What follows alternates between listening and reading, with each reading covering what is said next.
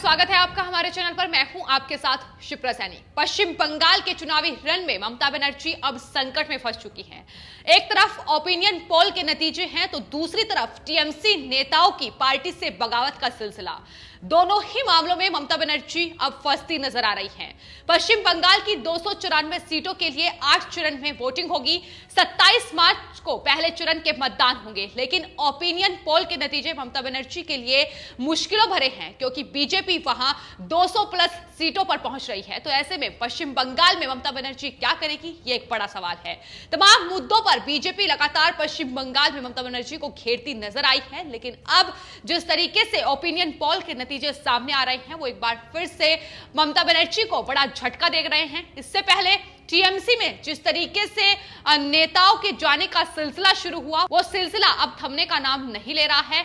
लगातार टीएमसी के जो विधायक हैं वो पार्टी का साथ छोड़कर बीजेपी का हाथ थाम रहे हैं। तो ऐसे में ममता बनर्जी पर संकट के जो बादल हैं वो कम नहीं हो रहे हैं, लगातार मंडरा रहे हैं। और अब ओपिनियन पोल में ममता बनर्जी महज 50 सीटों पर सिमट कर रह गई है। वहीं बीजेपी 200 प्लस सीटें पश्चिम बंगाल में हासिल कर सकती है। उसमें एनडीए सरकार बनाती नजर आ रही है। पुदुचेरी की 30 सीटों में से 18 से 20 सीटें बीजेपी को हासिल हो रही है।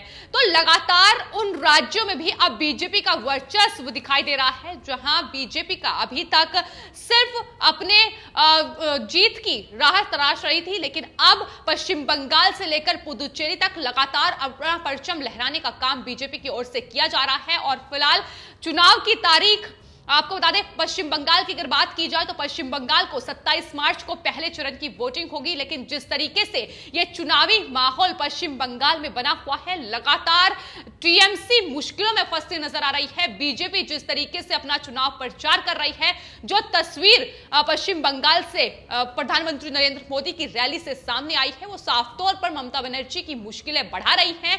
और पश्चिम बंगाल में प्रधानमंत्री नरेंद्र मोदी ने भी ममता बनर्जी को घेरते हुए कहा है कि नंदीग्राम में ममता बनर्जी की स्कूटी गिर सकती है, इसका पूरा खतरा है। आपको बता दें, नंदीग्राम से पश्चिम बंगाल की मुख्यमंत्री ममता बनर्जी वो चुनाव लड़ रही हैं। ऐसे में पश्चिम बंगाल में क्या आने वाले वक्त में तस्वीर होगी, ये तो चुनाव के नतीजे बताएंगे। लेकिन फिलहाल ओपिनियन पोल टीएमसी की मुश्किलें लगातार बढ़ाते नजर आ रहे हैं। वहीं अगर बात की जाए तो पश्चिम बंगाल में टीएमसी सरकार पिछले 10 सालों से है, लेकिन पश्चिम बंगाल की क्या हालत ममता बनर्जी ने कर रखी है, इसका बखान खुद पश्चिम बंगाल की जनता ने किया है। तमाम ऐसे मुद्दों पर टीएमसी को घेरते नजर आए हैं जो लगातार बीजेपी की ओर से भी अपने चुनाव प्रचार में पुरजोर तरीके से उठाए गए हैं।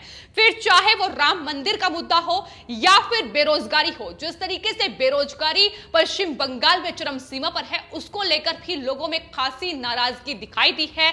इसके अलावा कट मनी यानी माफिया किस तरीके से वहां लगातार लोगों के साथ गुंडागर्दी करते नजर आते हैं, किस तरीके से वहां से अवैध वसूली की जाती है, इसको लेकर भी लोगों ने अपना दर्द बयां किया है। इसके अलावा पश्चिम बंगाल में अगर गरीबों की बात की जाए तो गरीब लगातार और ज्यादा गरीबी की ओर बढ़ रहे हैं क्योंकि केंद्र सरकार की तमाम योजनाओं का लाभ पश्चिम बंगाल में ममता बनर्जी वहां की जनता को नहीं पहुंचाना चाहती है। और यही वजह है कि हर मौके पर न सिर्फ प्रधानमंत्री नरेंद्र मोदी बल्कि उत्तर प्रदेश के मुख्यमंत्री योगी आदित्यनाथ से लेकर तमाम केंद्रीय मंत्री बीजेपी के जिन्होंने पश्चिम बंगाल में चुनाव प्रचार किया है, उन्होंने इस मुद्दे को लेकर ममता बनर्जी और टीएमसी सरकार को घेरते नजर आए हैं कि दरअसल ममता बनर्जी चाहती ही नहीं है कि पश्चिम बंगाल की जनता को किसी भी तरीके का लाभ हो। और यही वजह है कि आयुष्मान भारत जैसी योजना जिसका लाभ देश भर की जनता उठा रही है, लेकिन पश्चिम बंगाल की जनता उससे वंचित है। फिर चाहे वो किसानों की बात हो, किसानों को लेकर लगातार केंद्र सरकार को घेरती नजर आई है ममता बनर्जी, लेकिन वही किसान सम्मान निधि का लाभ वहां पश्चिम बंगाल की जो किसान हैं उन्हें नहीं पहुंच रहा है।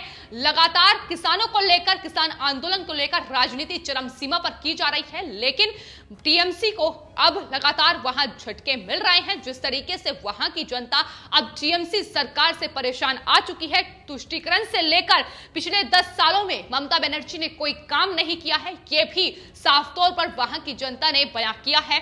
तो वहां की जनता के बीच पहुंचकर साफ तौर पर यह देखा जा सकता है कि आखिर उनका दर्द क्या है, किस तरीके से ममता बनर्जी ने साफ तौर पर गुंडागर्दी से लेकर वहां भ्रष्टाचार को सिर्फ बढ़ावा दिया है, वहां माफियाओं को जगह दी है, वहां की जनता की सेवा करना ममता बनर्जी भूल गई। लेकिन तमाम चुनावी स्टंट ममता बनर्जी की तरफ से भी खेले जा रहे हैं, जिसकी पोल वहां की जनता और साफ तौर पर बीजेपी अपने चुनाव प्रचार अभियान के दौरान खोलती नजर आ रही है। बंगाल मिशन के तहत बीजेपी के तमाम केंद्रीय मंत्री, तमाम नेता पश्चिम बंगाल में लगातार चुनाव प्रचार कर रहे हैं और ममता बनर्जी पर तमाम मुद्दों को लेकर निशाना साधा जा रहा है। और जिस तरीके से यह चुनाव प्रचार बीजेपी कर रही है, इसका नतीजा यह हो रहा है कि पश्चिम बंगाल में टीएमसी, उसके वो चेहरे जो पार्टी का कहीं ना कहीं एक बड़ा चेहरा हुआ करते थे, वो अब लगातार टीएमसी का साथ छोड़ रहे हैं और बीजेपी का हाथ थाम रहे हैं।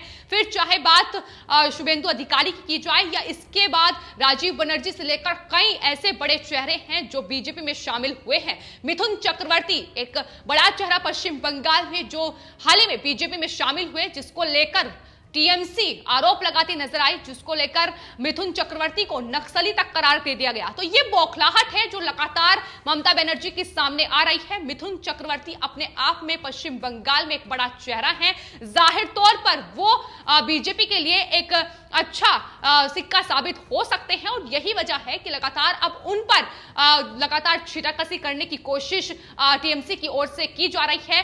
क्योंकि मिथुन चक्रवर्ती टीएमसी का चेहरा भी रह चुके हैं, तो ऐसे में लगातार अब जो सियासी बयानबाजी है वो चरम सीमा पर है।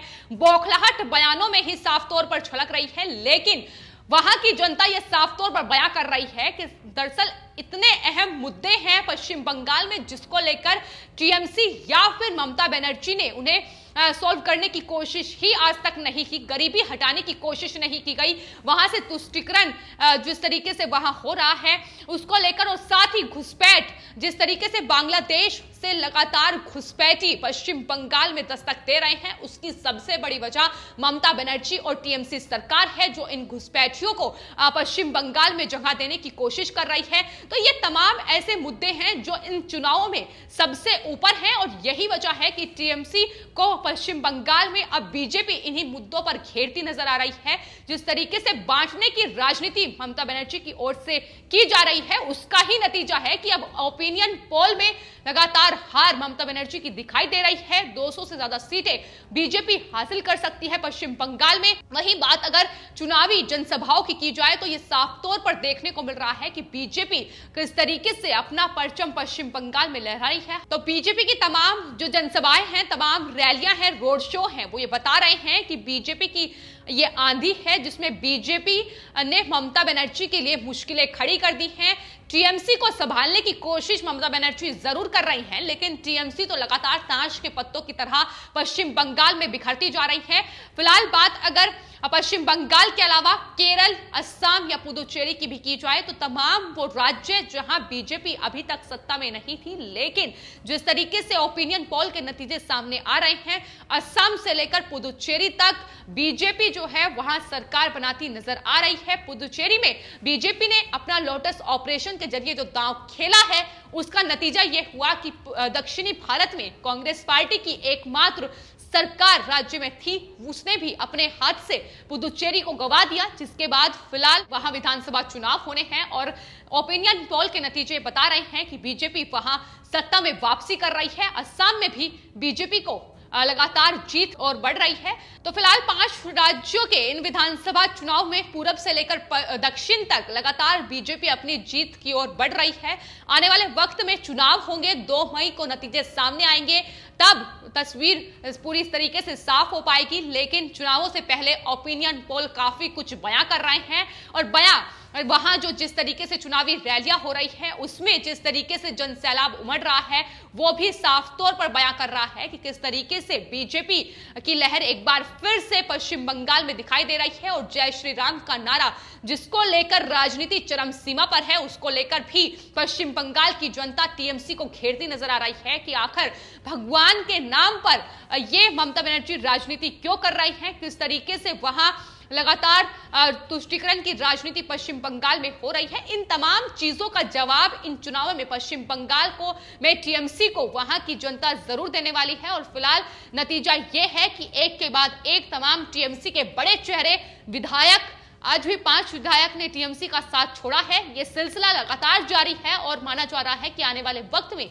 यानी चुनाव की तारीख तक टीएमसी कहीं ना कहीं खाली होती पूरी तरीके से नजर आ जाएगी। पश्चिम बंगाल में टीएमसी में ममता बनर्जी और उनके जो भतीजे हैं अभिषेक बनर्जी, शायद वही अकेले न रह जाए, ऐसी भी तस्वीरें देखी जा रही हैं। क्योंकि जिस तरीके से लगातार बागी नेताओं की जो फहरिस्त है वो एक बार फिर से लंबी होती नजर आ रही है। लेकिन वहीं बीजेपी लगातार अपने चुनाव प्रचार के जरिए और अपने विकास के एजेंडे के जरिए पश्चिम बंगाल की जनता को यह याद दिला रही है कि दरअसल किस तरीके से बीते 10 सालों में टीएमसी ने पश्चिम बंगाल को सिर्फ और सिर्फ गड्ढे में धकेलने का काम किया है। फिलहाल आपकी इस पूरे मामले पर क्या राय है, हमें कॉमेंट बॉक्स में जरूर लिखें और चैनल को सब्सक्राइब करें। धन्यवाद।